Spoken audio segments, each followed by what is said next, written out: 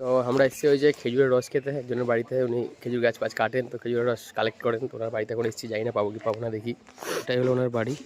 So কপাল খারাপ, কালকে ছিল রস, আজকে আর নেই। আবার বলছে একদিন পর হবে। আর একটা গাছই অন্তত কাটা আছে, বললো দেখতে গেছে। যদি কপাল ভালো থাকে তো ওই রসটা যদি ভালো হয়, মিষ্টি হয়, তাহলে দেবে, নাহলে ব্যাড লাক পাওয়া যাবে না হয়তো।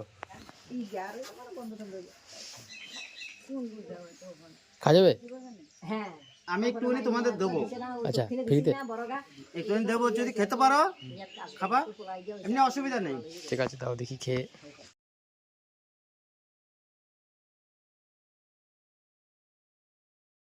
দেখে নে। এতে যাবো তোমাকে না দাঁড়া, রসটা দিইনি আমি, গোলটা বার করতেছি। আমার মাঝিয়াটা তো বসলো না, গেলবার তার আগের বার আমরা তো সব তাই না দাঁত জোড়া লেগে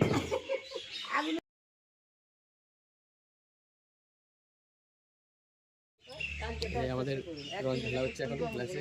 কালকে একবার তো আজকে আবার এখানে ধরা সম্ভব না।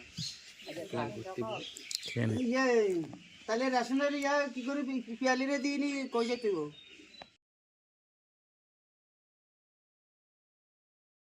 তো আমরা খেজুরের রস খেলাম। যাই হোক, যেহেতু ওয়েদারটা একটু খারাপ, কুয়াশা খুব বেশি, ওই জন্য রসটা একটুখানি তেতো টাইপের হয়ে গেছিলো, একটু গন্ধ টাইপের হয়ে গেছিলো। কিন্তু তাও বলে না, নাই মামার থেকে কানা মামা ভালো, ওরকম কেস। ওই খেয়ে মিটিয়ে নিয়েছি শখ।